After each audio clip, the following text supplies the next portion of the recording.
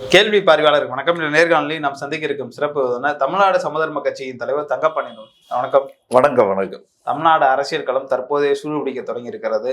எதிர்கட்சியாக வரக்கூடிய, அதாவது ஆளுங்கட்சி ஆகும் சொல்லக்கூடிய நடிகரும் தமிழக வெற்றி கழக தலைவருமான விஜய் அவர்கள் பாண்டிச்சேரியில் மீட்டிங் போடுவாங்க. 70 நாட்களுக்கு பின்பாக வெளியில வந்திருக்காங்க. திமுகவை நோக்கி கடுமையான முறையில் சாடி இருக்காங்க. குறிப்பா பார்த்தோம்னா அஇஅதிமுக எம்ஜிஆர் அவருடைய காலகட்டத்தில் தமிழ்நாடை ஆட்சி பிடிக்கிறதுக்கு முன்பாகவே புதுச்சேரி ஆட்சி பிடிச்சுன்ற ஒரு கருத்தை கூட வச்சிருக்காரு. புதுச்சேரி பிரச்சாரம் தமிழ்நாட்டில் எதிரொலிக்கணும் ஒரு கருத்தை வைக்கிறார். எப்படி பாக்குறீங்க? இல்ல, எல்லாமே அரசியல் எல்லா தரப்புகளையும் தான் எதிரொலிக்கும். ஆனா நீங்க என்ன அரசியலை முன்னிறுத்துறீங்கன்றது ரொம்ப முக்கியமானது. பாஜக எதிர்ப்பு அப்படின்றது ஒரு அரசியல் போக்கா இல்லாத பட்சத்துல விஜய்க்குமே சிக்கல் தான் இருக்கு. ஏன்னா விஜய் கட்சியில் இன்னைக்கு ஸ்டாலின் கூட இது தொடர் திரும்ப கூட விமர்சிச்சிருக்கிறார். உங்கள் கட்சிகளில் சங்கிகள் ஊடுருவிடாம பார்த்துக்கங்க. ஏற்கனவே உங்கள் கட்சிகளில் சங்கிகள் ஊடுருவி இருக்கிறாங்க. அப்போ அவங்களுடைய அஜெண்டாவுக்கு உங்கள் கட்சியை நகர்த்துகிற திட்டத்தில் இருக்கிறார்கள். எனவே அது குறித்து தம்பி விஜய் எச்சரிக்கையாக இருக்கணும்னு திரும்ப சொல்லி இருக்கிறார். அது வரவேற்கத்தக்க அட்வைஸ் தான். சரிங்களா? இது விஜய் செவிமடுக்க வேண்டிய அட்வைஸ் ஒன்று. இன்னொன்று, விஜய் ஒரு விஷயம் தெளிவாக தெரிஞ்சுக்க வேண்டிய விஷயம், பாஜக எதிர்ப்புன்றதான் இன்னைக்கு அரசியல் பொலிட்டிக்கல் ட்ரெண்டே. திமுக என்கிற கட்சியை பொறுத்தளவு நீங்கள் ஒரு சினிமாவுடைய ஸ்கேட்டர் ஒன்று இருக்கு, தெரியுங்களா? ஒரு 20, 25, 30 வருஷம் வச்சுக்கோங்களேன். 70களுக்கு பிறகு அரசியல் கட்சினா கேவலம், அரசியல் கட்சினாலே கேவலம், அரசியல் என்பதை கேவலம், இப்படியே ஒன்றை உருவாக்கிட்டே வந்தாங்க. அதாவது நீங்கள் நம்ம கமல் நடித்த முன்னாள் முடியும் தம்பி அதனுடைய அதில் ஒரு பாடல் வரும். அதில் நீங்கள் வர்ற இந்த ட்ரெண்டெல்லாம் பார்த்தீங்கன்னா அந்த பாட்டில் என்ன வரும்னா, வீதிக்கு ஒரு கட்சி உண்டு, சாதிக்கு ஒரு சங்கம் உண்டு, நீதி சொல்ல மட்டும் இங்கே யாரும் இல்லை, ஜன நிம்மதியாக வாழ ஒரு நாடும் இல்லை. என்ன சொல்கிறாங்கன்னா, வீதிக்கு ஒரு கட்சி இருக்குது, ஆனால் நீதி சொல்ல யாருமே இல்லை. இப்படி மொத்தமாக அரசியல் கட்சிகளையே கேவலம் சொல்லிடு. இந்த ட்ரெண்டை வச்சு இதை செஞ்சவங்க ஊடகத்தில் இருந்தால் அன்னைக்கு இருக்கக்கூடிய பார்ப்பனிய சக்திகள்.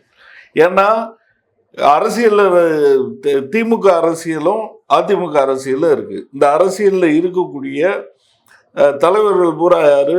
பிற்படுத்தப்பட்டவர்கள், தாழ்த்தப்பட்டவர்கள் ஒரு ப்ரொபோஷன். அப்ப இவங்களால் நடத்தப்படக்கூடிய கட்சியை மொத்தத்துல அதை எரும மாடு பண்ணின்னு சொல்லிடுது, அரசியலை சாக்கடைன்னு சொல்றது. இதை ரிப்பீட் பண்ணிக்கிட்டே இருந்துச்சு எல்லா சினிமாக்களும். இன்ன வரைக்கும் அந்த ட்ரெண்ட் உண்டுன்னு வச்சுக்கோங்களேன். அப்ப இன்னைக்குதான் கொஞ்சம் மாறி இருக்கு. இப்ப ரஞ்சித்து மாறி, வெற்றிமாறன் இவங்கெல்லாம் வந்த பிறகுதான் பொலிட்டிக்கலா உரையாடலாம், சமூக உரையாடலாம், ஒரு பொசிஷன் எடுத்து பேச ஆரம்பிச்சாங்க. இதுல ஒரு பொதுவான ஒரு அரசியல் தேர்வு அல்லது ஒரு அரசியல் டைரக்ஷன் மக்களுக்கு புரியும். எந்தெந்த கட்சிகள் ஓரளவு இந்த விஷயங்கள்ல நிக்கிறாங்க, எந்தெந்த கட்சிகள் இதுக்கு சம்பந்தமே இல்லை இருக்கிறாங்கன்ற மாதிரி ஒரு அரசியல் சாய்வை கொண்டு வந்திருக்கிறாங்க. அன்னைக்கு அரசியல் சாய்வு என்பதை இல்லாம ஆக்குனாங்க. அதனுடைய விளைவு என்ன அப்படின்னா, நீங்க இருக்கிற கட்சியை பூரா மோசம்னு சொல்றது, இருக்கிற தலைவர்களை பூரா அயோக்கியம் திருட்டு பையன்னு சொல்லிடுறது. மொத்தத்துல இப்ப பாலிடிக்ஸ்ல இருந்தே மக்கள் இன்ட்ரெஸ்ட் இல்லாமல் விலகுது. அதனுடைய மொத்த விளைவு என்ன அப்படின்னா, அரசியல்ல நடக்கக்கூடிய நல்லது கெட்டது நம்முடைய சொந்த வாழ்க்கையை எப்படி பாதிக்குதுன்ற அந்த ஒட்டுதல்ல இருந்து மக்கள் விலகிட்டே போனாங்க. செய்திகள்ல இப்போ வரும், சரிங்களா? செய்திகள்ல சினிமா செய்தியை பார்ப்பாங்க, சின்ன பசங்கன்னா சிறுவர் மலர் பார்ப்பாங்க, மற்றபடி இந்த அரசியல் செய்தி எல்லாமே யாரும் பார்க்கறது இல்லை. இப்படி ஒரு ட்ரெண்டையே உருவாக்கி விட்டது தமிழ் சினிமா, சரிங்களா? அப்ப என்னன்னா, இப்ப விஜய் மாதிரியான ஆட்கள் இப்ப இந்த அரசியலுக்கு வந்த பிறகு அரசியல் நல்லா கவனிக்கப்படுது, சரிங்களா? ஆனா இது இந்த அரசியல்வாதிகள் மீதான சித்திரமும் கொஞ்சம் மாற்றம் அடைஞ்சிருக்கு. ஆனா அதுல தமிழ்நாட்டு மக்கள் இன்னைக்கு ஸ்பெசிஃபிக்கா தேர்ந்தெடுக்கிற அளவுக்கு ஒரு இடத்துல இந்த 10 ஆண்டுகள்ல 2010க்கு பிறகு கூட ஈழப்போர் அதுக்கு பின்னால பார்த்தீங்கன்னா ஒரு பாஜக எதிர்ப்பு அரசியல் என்பது வலுவாயிருக்கு. இந்த ட்ரெண்டை புரிஞ்சுக்கணும் விஜய். அப்போ புரிஞ்சுக்கிட்டா அதுக்கு என்ன செய்யணுமோ அதை செய்யணும். நீங்க திமுகவோடு போட்டி போடலாம், பகை இல்லைன்ற ஒரு விஷயம் புரியணும். அதாவது அரசியலும் சித்தாந்தத்தின் அடியொற்றி தான் அரசியல் வர முடியும். நீங்க வலதுசாரி பாசிஸ்டா இருந்துகிட்டு சோசலிசம் பேச முடியாது. நீங்க சோசலிசம் பேசுபவராக இருந்தால் வலதுசாரி பாசிஸ்டா இருக்கக்கூடாது. ஏன்னா வலதுசாரி இடதுசாரின்ற வார்த்தைக்கு வேறுபாடு என்னன்னா, வலதுசாரி என்றால் இருக்கக்கூடிய மேட்டுக்குடிகளை ஆதரிக்கக்கூடிய அரசியலை ஆதரிப்பவர்கள் அர்த்தம், முதலாளித்துவ அரசியலை ஆதரிப்பவர்கள் அர்த்தம். இடதுசாரிகள்னா மக்களை ஆதரிக்கக்கூடியவர்கள் அர்த்தம். ரைட்டா? அப்ப நீங்க பொத்தாம்பதுவா ஒரு அரசியல் போக்கு அதாவது சித்தாந்தத்துக்கு ஒரு எதிரி, அரசியலுக்கு ஒரு எதிரின்னு பிரிக்க முடியாது. நீங்க பெரியார சொல்றீங்கல்ல, விஜய் பெரியார சொல்றார், திமுக பெரியார் வழி வந்த இயக்கம். நீங்க அண்ணாவை உங்களுடைய தலைவர்னு சொல்றீங்க, அண்ணா வழி வந்த இயக்கம் திமுக. இப்படி நீங்க எம்ஜிஆர் வரைக்கும் அவருக்கு 3 பேருமே தலைவர். கலைஞரை விட்டு வர்ற வரைக்கும் அவருக்கு கலைஞரும் தலைவர். இதான மரபு. அப்ப நீங்க இதுதான் உங்களுடைய மரபு அப்படின்னு சொன்னா, நீங்க உங்களுக்கு சித்தாந்த ரீதியான எதிரி திமுக அல்ல, அரசியல் ரீதியான எதிரி திமுக அல்ல. அப்ப திமுக கூட்டணி உங்களுக்கு தோழமை கூட்டணி தான். ஆனா ஊழல் இருக்குன்னு சொல்றீங்க, அதுல உண்மை இருக்கு, அந்த விமர்சனங்கள்ல உண்மை இருக்கு. ஊழலற்ற ஆட்சியை கொண்டு வருவோம்னு சொன்னீங்கன்னா அப்ப அது சித்தாந்த அரசியல் எதிரி இல்லை. சரிங்களா? அரசியல் நிர்வாகத்துல சித்தாந்தம்லாம் ஒன்னாதான் இருக்கு, அரசியல்லாம் ஒன்னாதான் இருக்கு. ஆனா நிர்வாகத்தில் நல்லவர்கள் இல்லை அப்படின்னு நீங்க சொல்றீங்க. திராவிட அரசியல்ல இவங்க நடத்துற முறையில கோளாறு இருக்கு, இது திராவிட அரசியல் இல்லை, இவங்க குழப்பத்தை ஏற்படுத்தா உங்களுக்கு விமர்சனங்கள் இருக்கலாம், ஊழல் குற்றச்சாட்டுகள் இருக்கலாம். அப்ப அதை நீங்க எடுத்துக்கிட்டு எதிர்க்க வேண்டிய ஆளும் பாஜக, போட்டி போட வேண்டிய கட்சி திமுக. இந்த வித்தியாசம் தான் விஜய்க்கு புரிகிறது இல்லை. அப்ப திரும்ப திரும்ப அவர் என்ன பண்றாரு, திமுகவை நோக்கியே அவருடைய சாடல் பூரா இருக்கு. இது பாஜகவுக்கு மூலதனமாக மாறிக்கொண்டு அவங்க என்ன சொல்றாங்கன்னா, தமிழ்நாட்டில் எதிர்கட்சியா இருக்கக்கூடிய தாவேகா திமுக நோக்கி தானே கேள்வி கேட்க முடியும்னு ஒரு கருத்தை வைக்கிறாங்கல்ல. அதான் திமுகவை நோக்கி கேள்வி கேளுங்க. நம்ம சொல்றோம் என்னன்னா, அது உங்களுக்கு போட்டி போட வேண்டிய கட்சியே தவிர எதிர்க்க வேண்டிய ஒழிக்க வேண்டிய கட்சி இல்லை. ஒழிக்க வேண்டிய கட்சி பாஜக, ஒழிக்க வேண்டிய சித்தாந்தம் சனாதனம், ஒழிக்க வேண்டிய அரசியல் அவங்க சொல்லக்கூடிய இந்தியா, அந்த அரசியல் தான் இங்க ஒழிக்கப்படணும். இது இந்து நாடுன்னு சொல்றான், உங்களுக்கு ஏற்புண்டா? இங்க ஒரே மொழிதான் இந்தி அப்படின்னு சொல்றான், உங்களுக்கு ஏற்புண்டா? ரைட்டா? இங்க மொழி வழி மாநிலங்களே ஒழிக்கணும்னு சொல்றான், உங்களுக்கு ஏற்புண்டா? அப்ப அரசியல் சித்தாந்த எதிரி பாஜக, தமிழர்கள் அனைவருக்கும். அப்ப இந்த போலரைசேஷன் நின்று திமுகவோடு போட்டி போடுங்கன்னு சொல்றோம். இப்ப அதிமுக போட்டி தான் போடுது, திமுகவை எதிர்க்கலையா? ரைட்டா? அப்ப எதிருங்க, போட்டி போடுங்க. ஆனால் அடிப்படையான எதிரின்னு ஒண்ணு இருக்கு, அரசியல் சித்தாந்த எதிரி என்பது பாஜக. விஜய்க்கு அந்த தெளிவில்லாதனால குழப்புறாரு. அதாவது நீங்க உங்களுக்கு தெளிவில்லை, குழப்பம் வரும்போது என்ன ஆகுவீங்க அப்படின்னா, அரசியல் ரீதியாக சந்தர்ப்பவாதியாக மாறிவிடுவீர்கள். விஜய் சந்தர்ப்பவாதியா? ஆமா. அந்த சந்தர்ப்பவாதம் என்ன செய்யும்னா, வலதுக்கும் இடதுக்கும் இடையில பாம்பு மாதிரி உங்களை நெளிய வைக்கும், அங்கேயும் இங்கேயும் அங்கேயும் இங்கேயும். ரைட்டா? அப்ப என்ன ஆகுதுன்னா, பகைமையை எங்க தேடுவீங்க? இப்ப விஜய் செய்யற வேலை என்ன, சித்தாந்த எதிரின்னு பாஜகவை அறிவிச்சுட்டு, சரியா, பகைய பூரா திமுக தேடுறாரு. அப்ப என்ன ஆகுது, பல விஷயங்கள்ல முடிவு எடுக்க முடியல. பாஜகவுக்கு எதிராக பேசுறதே இல்லை, ஆனா பேசாம இருக்க முடியல. எல்லா பிரச்சனைக்கும் காரணம் பாஜகவை நிக்குது. அப்ப எல்லா ஊடகங்களும் நீங்க என்ன கேட்குறீங்க, ஏன் இதுக்கு பேசல விஜய், ஏன் அதுக்கு பேசல விஜய் அப்படின்னு வைக்கிற விமர்சனங்கள் சரியா இருக்கு. திருப்பூன்றதுக்கு என்ன பேசினாரு, அங்க ஒரு இனக்கலவரம் மூண்டா எவ்வளவு மக்களுக்கு பாதிப்பு வரும். இந்துக்களும் உங்கள் கட்சியில் இருக்காங்க, முஸ்லீம்களும் உங்கள் கட்சியில் இருக்கிறாங்க. அந்த திருப்பூன்ற மலையை சுற்றி வாழக்கூடிய அனைத்து சாதி சமூக மக்களும் தாவைக்கால இல்லையா? நீங்கள் எப்படி அமைதியாக இருக்கீங்க? உங்கள் வீட்டை சுற்றி நடக்கலைன்னா. பனையூரில் நடந்தால் என்ன பண்ணுவீங்க? பனையூரில் இப்படி ஒரு சம்பவம் நடந்தால் அமைதியாக இருப்பீங்களா? இருப்பாருன்னு நினைக்கிறேன். அப்போ இப்படிப்பட்ட போக்குகளை விட்டு விஜய் வெளியே வரலைன்னா அவர் வந்துட்டு இந்த வேலையை தான் பார்ப்பார். இப்போ பாண்டிச்சேரியில் அவர் பண்ணக்கூடிய விஷயங்கள் என்னன்னா, ஒரு தீவிரமாக தெளிவான பாஜக எதிர்ப்பு அங்கே இல்லை.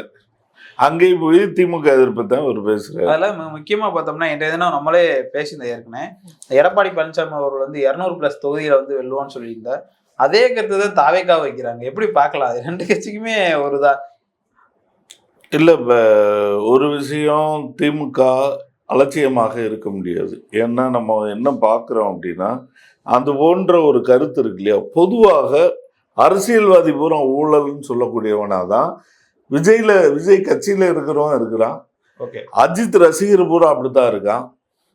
இந்த 18 வயசுலேருந்து ஒரு 25 வயசு வரைக்கும் இருக்கிற இளைஞர் கூட்டமும் பெண்களும் இன்னைக்கு விஜய்க்கு வாக்களிப்பதற்கான வாய்ப்புகள் அதிகமாக இருக்கு. அவங்கள பொறுத்தளவு தற்குறிகள், அரசியல் தற்குறிகள். ஏன்னா அவனுக்கு சொந்த வாழ்க்கைக்கும் அரசியல் முடிவுகளுக்கும் இருக்கிற தொடர்பு தெரியலை.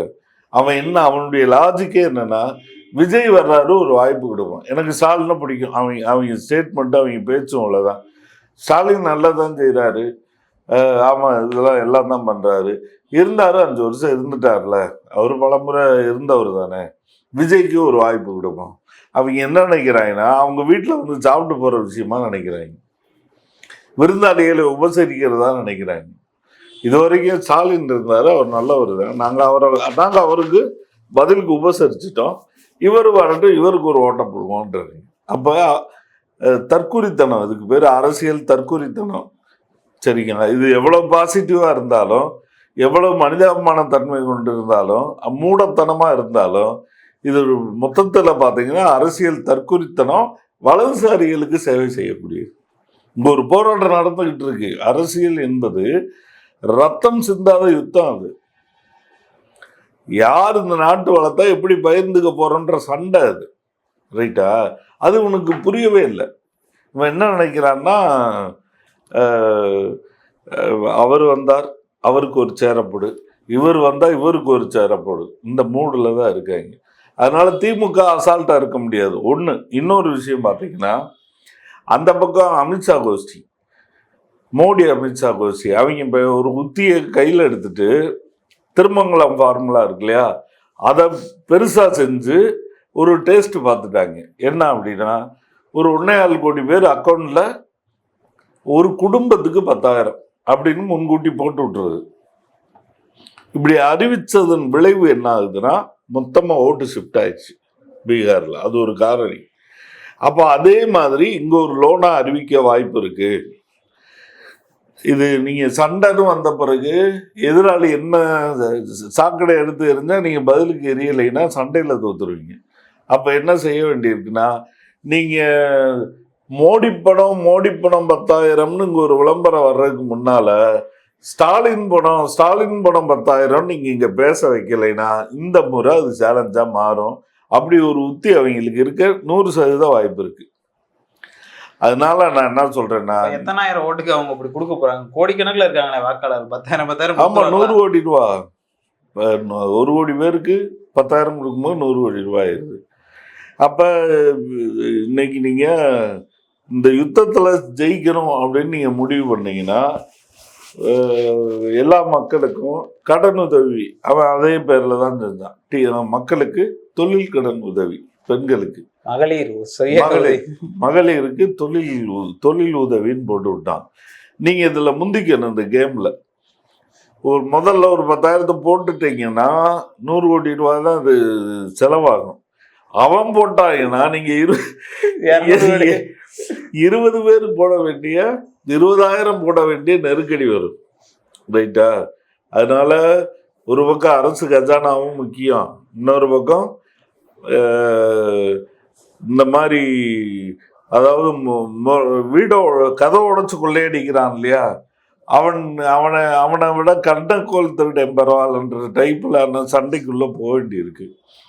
அப்போ என்னன்னா, நீங்கள் முந்திக்கிட்டு மகளிருக்கு எல்லாம் இல்லத்தலைவிகளுக்கு எல்லாருக்கும் அக்கௌண்ட்டில் ஒரு 10,000ன்னு ஒரு அமௌண்ட்டை போட்டிங்கன்னா விஜய்க்கும் படம் ஓடாது, அமித்ஷாக்கும் படம் ஓடாது.